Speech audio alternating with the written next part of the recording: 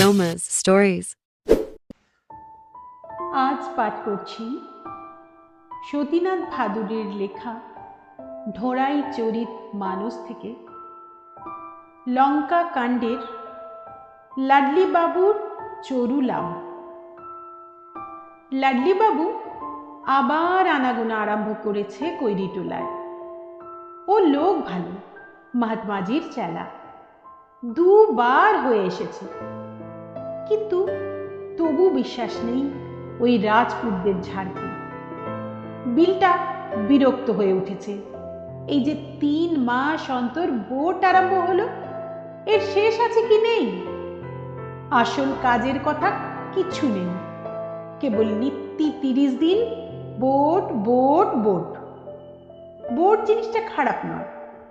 সেদিন দারোগা সাহেব আর সার্কেল ম্যানেজার সাহেবের গা ঘেঁষে তারা চলে গিয়েছিল আদাব না করে। আরে কংগ্রেসের লোকেরা লাট সাহেবের সঙ্গে লড়েছে।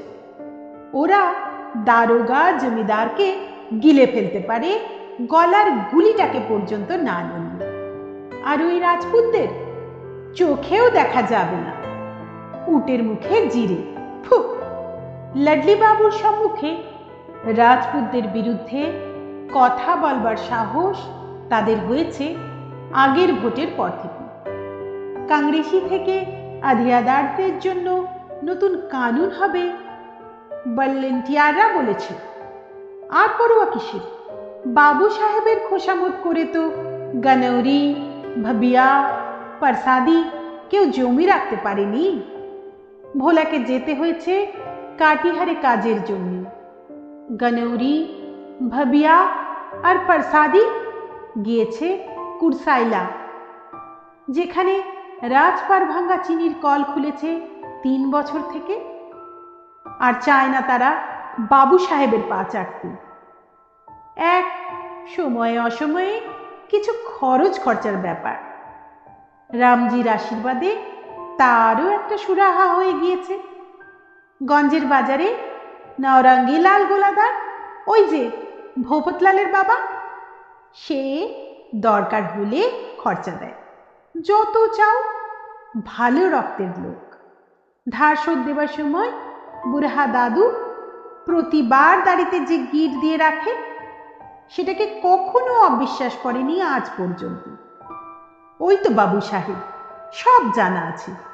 এত বছর থেকে দেখছে বাবু সাহেব আর তার গোমস্তাদের।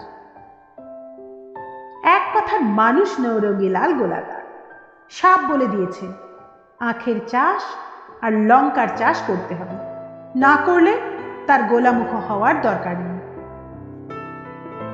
সে কুরসাইলা মিলে আখের যোগান দেয় আর লঙ্কা পাঠায় পূর্বী বাঙ্গাল। তারই গাড়ি এসে গাঁয়ের থেকে নিয়ে যায়। কোনো হুজ্জত নেই। তবে আর রাজপুতদের এত খাতিরদারি কিসের? বিপদের সময় রামচন্দ্রজি কাকের মুখ দিয়ে পথের হদিশ পাঠিয়ে দেন। তাই না নৌরঙ্গী লালের কাছ থেকে তারা এমন আখ পেয়েছে পুতবার জন্য, যা বাবু সাহেব পর্যন্ত জোগাড় করতে পারেননি। বুনো শুয়োরের দাঁত ভেঙে যায় সে আখ চিবুতে গেলে। পাটনাই লঙ্কার বিচি দিয়েছে, এত বড় বড়, এই আঙ্গুলের মতো। কাঁচা লঙ্কারও যা দর, পাকা লঙ্কারও তাই দর। গোলাদারি তো শিখিয়েছে, কেন এতদিন ক্ষেত পাহারা দিবি, কাঁচাই বেচে দে। এই নৌরঙ্গী লালই প্রথম কাঁচা লঙ্কা পাঠাতে আরম্ভ করেছে রেলগাড়িতে। বাবু সাহেব চড়বে তো বসে বসে নিজের গোফের চুল কাটবে দাঁত দিয়ে। লাডলি বাবু বলে, হ্যাঁ, পূর্বী বাঙ্গালের মতো নরম পানির দেশে কাঁচা লঙ্কা না খেলে লোকে বাঁচে না। আমি একবার গিয়েছিলাম, খালি পানি খালি পানি। সাধে কি আর বাঙালিরা এখানে এসে জমিয়ে বসে? এই মাস্টার সাহেবকেই দেখো না, এবার ঠিক ডিস্ট্রিক্ট বোর্ডের চেয়ারম্যান হওয়ার চেষ্টা করবে। কেউ কথাটার উপর কোনো গুরুত্ব দেয় না। ঢোড়াইয়ের একটু আনন্দই হয়। তবে পুরনো চেয়ারম্যান সাহেবের মতো অত বড় একটা লোকের কাজ মাস্টার সাহেব চালাতে পারবে তো? বড় ভালো লোক ছিল চেয়ারম্যান সাহেবের বাড়ির বুড়ি মাইজি। সবাই জানে যে লাডলি বাবু এবার ডিস্ট্রিক্ট বোর্ডে দাঁড়াচ্ছে কংগ্রেসি থেকে। হাতে কাটবে এবার। ডিস্ট্রিক্ট বোর্ডে যাওয়ার আগেই বলে খোয়ারের মালিক ইনসান আলী, গঞ্জের বাজারের হাসপাতালের ডাক্তার ওদের হাতের মুঠোর মধ্যে ছিল। রাজপুতদের সঙ্গে জমি নিয়ে ঝগড়ার সময় কিছু বলতে গেলে বলতো যে আমি তো জমি জিরিত সম্বন্ধে কিচ্ছু জানি না, জমি দেখাশোনা করেন অনোখী বাবু আর বাবু সাহেব। মরে যায় রে, মুখের মাছিটা তাড়াতে পারে না। সব বুঝি রে, আমরা সব বুঝি। লাডলি বাবুও এদের হাবভাব সব বোঝে, কিন্তু তবুও হাল ছাড়ে না। হঠাৎ এরই মধ্যে একদিন টোলা শুদ্ধ সকলের নেমন্তন্ন হয়ে গেল সত্যদেবের কথা শুনবার জন্য গিধার মণ্ডলের বাড়িতে। ব্যাপারখানা কি, হার কঞ্জুস লোকটা তো বিনা পয়সায় গায়ের ময়লাটুকুও কাউকে দিতে রাজি নয়। সে করবে 1.5 টাকা খরচ বিনা মতলবে। আরে বাবু সাহেবের দেওয়া ভজন পাটির দরুন সেই পয়সাটা নয় তো? ঠিক ঠিক ঠিক উগলে দিচ্ছে।